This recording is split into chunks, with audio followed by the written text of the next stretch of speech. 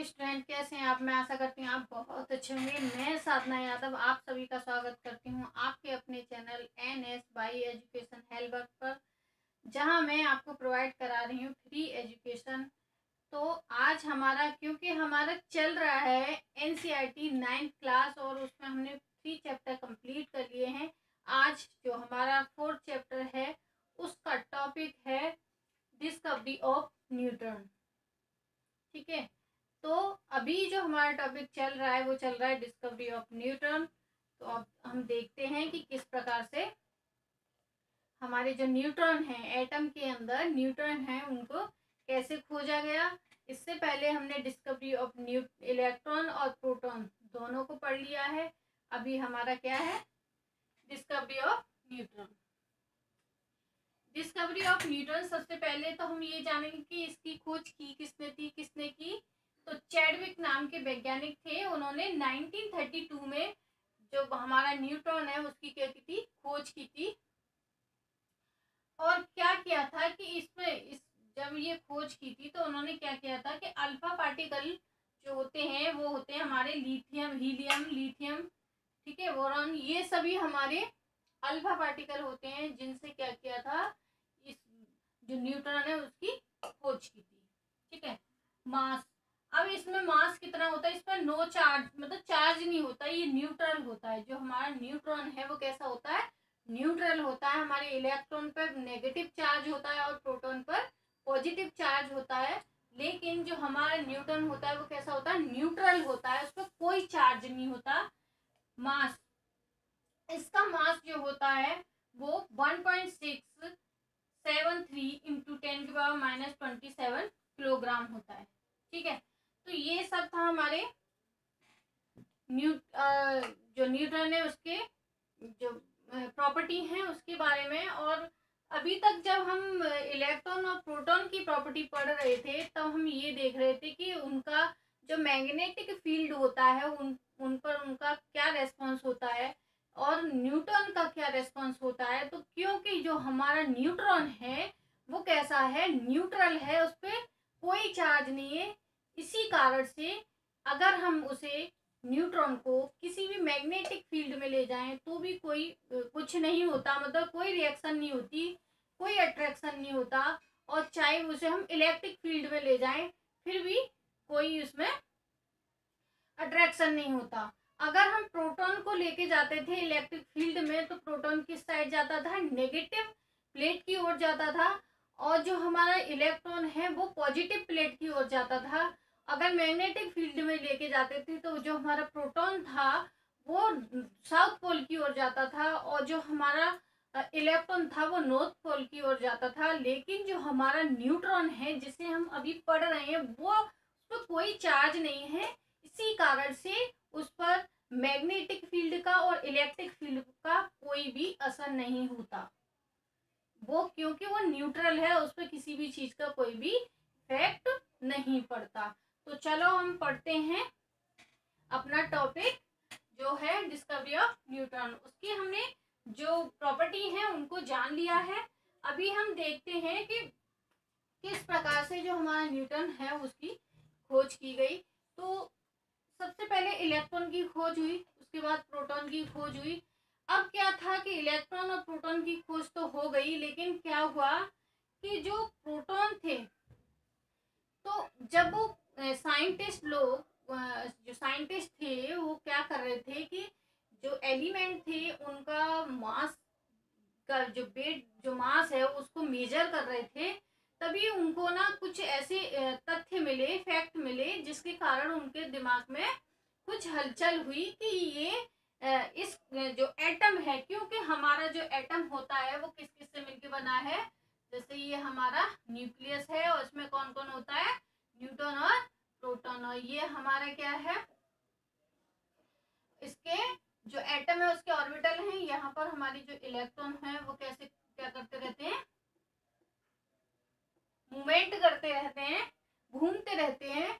ठीक है, तो अगर एक एटम की बात करें, ठीक है, तो क्या होता है, जो हमारा एक एटम की बात करते हैं तो उसमें एक न्यूट्रॉन, एक प्रोटॉन और एक इलेक्ट्रॉन होता है। लेकिन ये मैंने आपको बताया कि इस टाइप से घूमता रहता है, लेकिन एक जो एटम होता है उसके जो इलेक्ट्रॉन और प्रोटॉन की जो नंबरिंग है उसके एटॉमिक नंबर पर डिपेंड करती है कि किस एटम में कितने एटॉमिक नंबर कितना है और उसमें कितने इलेक्ट्रॉन है और कितने प्रोटॉन है। ठीक है, तो अगर मैं एक एटम की बात करूं, मैं अगर हाइड्रोजन एटम की एक बात करूं तो उसमें क्या होता है कि एक यहाँ न्यूट्रॉन और प्रोटॉन और ये इलेक्ट्रॉन, ये हमारा हाइड्रोजन का एटम हो गया। ठीक है, तो इस प्रकार से वो क्या करते रहते हैं, घूमते रहते हैं। और जो हमारे इलेक्ट्रॉन है वो कैसे होते हैं, बहुत ही इनका जो मास होता है वो न के बराबर होता है, इसलिए इसका मास कैसा होता है, न के बराबर होता है, इसलिए कैसे बहुत लाइट पार्टिकल है, इसलिए ये क्या करते रहते हैं, इसमें घूमते रहते हैं। लेकिन जो हमारे प्रोटॉन और न्यूट्रॉन है वो क्या होते हैं, जो न्यूक्लियस होता है एटम का उसके अंदर रहते हैं, उसके सेंटर में। ठीक है, तो हमने सर्च की थी, जो वैज्ञानिकों ने इसकी खोज की थी, इलेक्ट्रॉन और प्रोटॉन की दोनों की कर ली थी। अब बात है न्यूट्रॉन की। तो उनका जो माइंड था साइंटिस्ट का वो कब सनका, जब उन्होंने ये देखा कि एक दिन वो मेजर कर रहे थे, वो एक्सपेरिमेंट तो करते ही रहते हैं, तो एक दिन मेजर कर रहे थे इस टाइप से। ठीक है, इस टाइप से मेजर कर रहे थे हीलियम का 1 एटम और हाइड्रोजन का 1 एटम। ठीक है, अब ये देखिए हाइड्रोजन पर एटॉमिक नंबर कितना होता है, 1 होता है और उसका मास भी 1 है। ठीक है, जो हीलियम है उसका एटॉमिक नंबर 2 है और मास कितना है, 4 है। ठीक है, अब उन्होंने क्या किया कि चलो ये कितना, एक एटम ये है, एक एटम ये है। ठीक है, लेकिन ये इक्वल नहीं है। अगर मैं इसको देखूं तो वेट किसका ज्यादा है, हीलियम का ज्यादा है। तो इन्होंने क्या किया, इसको इक्वल करने के लिए कि ये दोनों बराबर बैलेंस में आ जाए, तो एक और हाइड्रोजन का एटम रख दिया इधर, फिर भी इक्वल नहीं हुआ। फिर इन्होंने एक और एटम रख दिया हाइड्रोजन का, फिर भी इक्वल नहीं हुआ।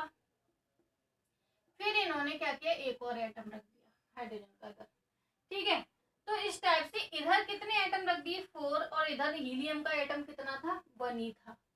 तो इससे अब सोचने वाली बात ये है कि जो हमारा एटॉमिक नंबर होता है वही क्या होता है, प्रोटॉन होते हैं। किसी भी एटम में जो एटॉमिक नंबर होता है वही प्रोटॉन होते हैं।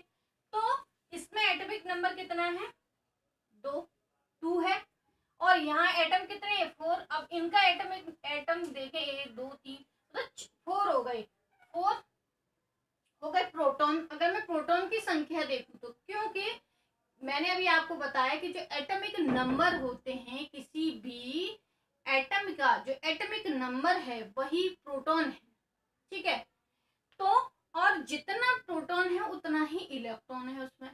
तो ये तो इसको हम प्रोटॉन मान लेते हैं और इसको इलेक्ट्रॉन मान लेते हैं। ये प्रोटॉन का नंबर हो गया, ये इलेक्ट्रॉन हो गया। ठीक है, तो यहाँ पर देखिए प्रोटॉन, तो प्रोटॉन के जो नंबर हो गया कितना हो गया, 1 2 3 4, प्रोटॉन कितने हो गए, 4। लेकिन यहाँ पर तो प्रोटॉन कितने हैं, 2 ही है। कितनी है प्रोटॉन की संख्या, 2 है, और इधर प्रोटॉन कितना है, प्रोटॉन 4 है। तो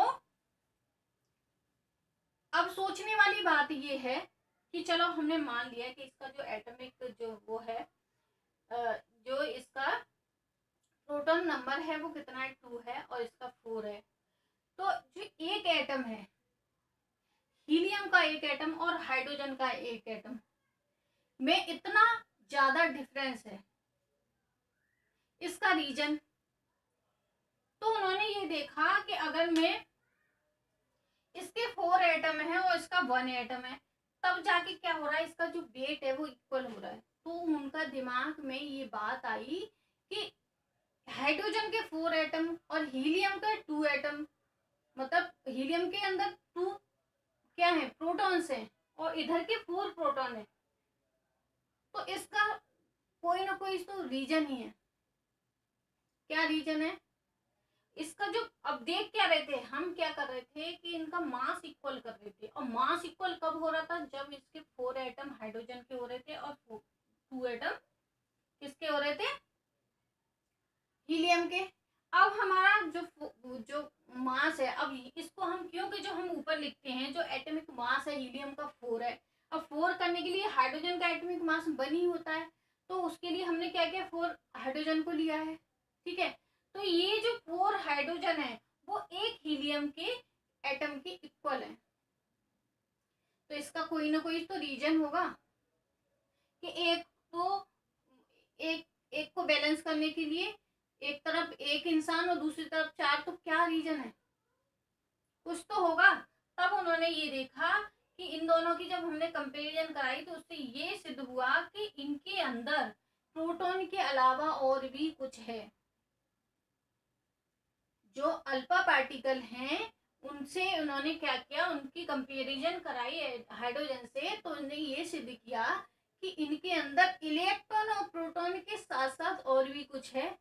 उसके ऊपर फिर इन्होंने क्या किया, रिसर्च करना शुरू किया, तब ये यहाँ पहुंचे। इन्होंने क्या किया, यहाँ अल्फा पार्टिकल की क्या कराई, बमबारी कराई। ठीक है, और उससे क्या हुआ, जब उन्होंने अल्फा पार्टिकल की बमबारी कराई, जिन्हें हम और क्या लिया, एक बोरॉन ली, बोरॉन, और उस पर बोरॉन की जो प्लेट थी उस पर क्या किया, अल्फा पार्टिकल्स की बमबारी कराई, जो कि इसको क्रॉस करके इस जो बोरॉन था उसको क्रॉस करके ये आगे बढ़ी।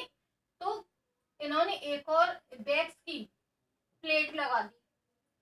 ठीक है, जब बैक्स की प्लेट लगा दी तो इन्होंने देखा कि कुछ पार्टिकल इससे बाहर जा रहे हैं।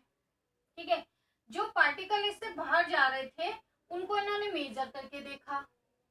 जैसे उन्होंने यहाँ पे इलेक्ट्रिक फील्ड लगाया, और क्या लगाया, इधर इलेक्ट्रिक फील्ड लगाया और दूसरा लगाया मैग्नेटिक फील्ड। और जैसे इन्होंने लगाया इलेक्ट्रिक फील्ड तो इन्होंने देखा कि ये पार्टिकल कहाँ जा रहे हैं, नेगेटिव प्लेट की ओर जा रहे हैं। ठीक है, और जो मैग्नेटिक फील्ड लगाया तो ये साउथ पोल की ओर जाने लगे।